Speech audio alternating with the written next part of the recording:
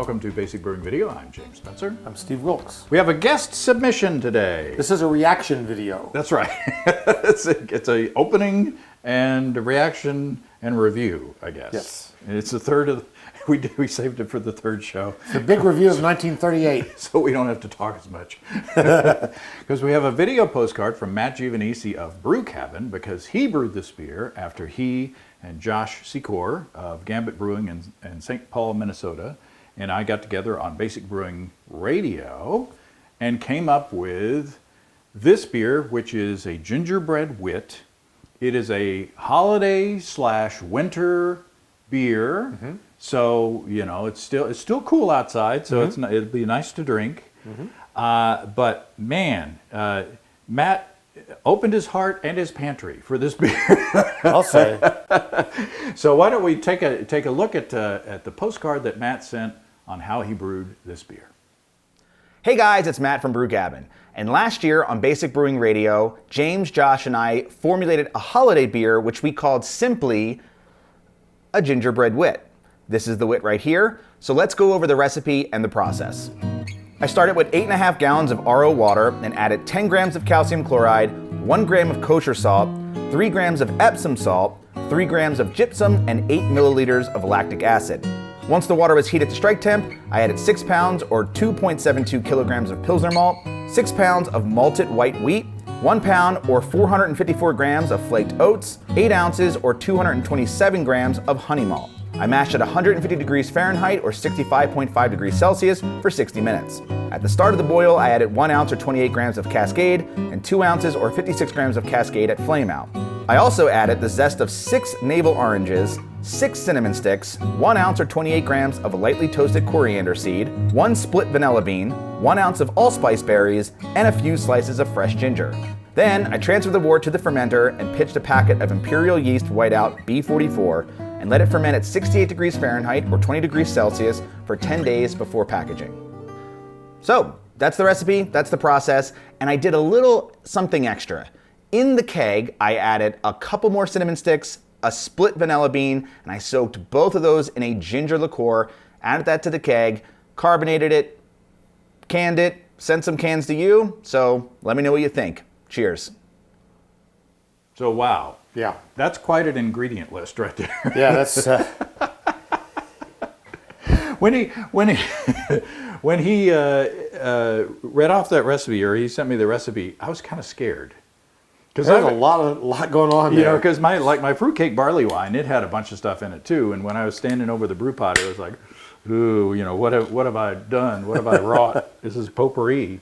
But I've had some of this, so no spoilers for you. Yeah, I've never. But Matt, you know how good of a brewer Matt is. Yes, I do. So this is something that would be good to, you know, mark in your bookmarks for, you know, say next November, mm-hmm. To make, you know, something to make for the holidays. So now refresh my memory on the strength. I'm just. Oh, it's up at the top. Oh, yeah, 6%. 6%. Okay. So. Okay. Oh, I sniffed before it clinked. Good Logan. Logan. Wow, it smells great. Mm-hmm.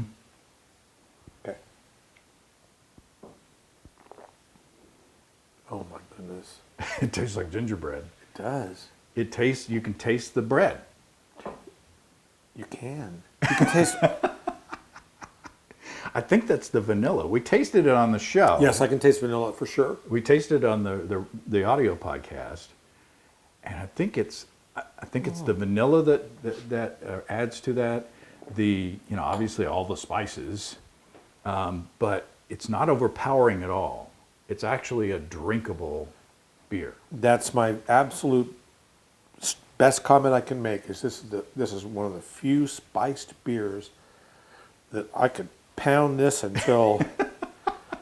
This is a great easy drinking beer that is clearly a spiced beer. Mm-hmm. Usually they're just like, that's really good, and I'll just have that much. Yeah, exactly. Including many that I've made. I'm not, mm-hmm. But my goodness, that's good. It's almost, and it's reminiscent of a farmhouse ale without the funk. Right. Yeah, I can see that. You know, it's got all that estery goodness, but it's coming from the spices, not from yeast byproducts. Well, there's some cloviness in there as well. Yeah, you're right. I think that the cloves that you're Well, and tasting the whiteout is from that the imperial yeast. but it's not overpowering. No, and it blends well with all the other spice characters. I expected this beer to be much, gloppier. I don't know. I just watching him put it together on the video, I was like, well, that's going to be A lot. something. It's going to be a lot, But it's not. It's not. You can taste I think you can taste the individual spices. You know, you can taste that the orange or the citrus. Yeah. You know, but then again, I come back to it tastes like in the same way that, you know, like the New Glarus beers, like the Raspberry Tart and the Wisconsin Belgian Red, you know, they're fruit beers, but then also in the malt background, you know, it's like a crust. It's like the crust of a pie. Yeah. This has a little bit of that in it where, you know, it reminds you of the actual gingerbread cookie and that there is a nice grainy base, and then the vanilla comes in there too. Now, it does have a soggy bottom. Okay, Paul Hollywood. Just want to point that out. So, you know, it's in looking at the recipe and, you know, hearing about it, it sounds like a novelty beer. It's, you know, it sounds like a dare drink, but it's not. It's not at actually all. it's actually very drinkable. And Put a delicious. shot of Malort in that. We got some. No. Talk about dare. No, I wouldn't do that. No, don't do that. I wouldn't do this. I wouldn't even put Fresca into this beer. No, I wouldn't either. Because I think it's perfect the way it is. It's delicious. It's a nice. I could drink a pint of it Easily. I don't know that I would have a second pint of it just because I agree. I don't want to be overwhelmed by the Right, spice. right. But I could sure go through a pint. To me, this is I would still make this a dessert beer. I mean, you know, it's not a lawnmower beer, but this with your fruit cake or your Or chocolate souffle. chocolate maybe? souffle or it's a dessert beer, and or this would be very good with really spicy Thai food. Oh, This would play off of that beautifully. for sure. Yeah, this is a tremendous beer. Matt, he's a genius. This is great. This might be the best spice beer I've ever had. There, ooh, wow. Go It's back, really good. Go back and listen to that audio episode and listen to the process of how this recipe came together. It was interesting. He had three choices of where he wanted to go, and we kind of whittled him down to this choice. And I think it was the right one. There you go. Wow, that's a good.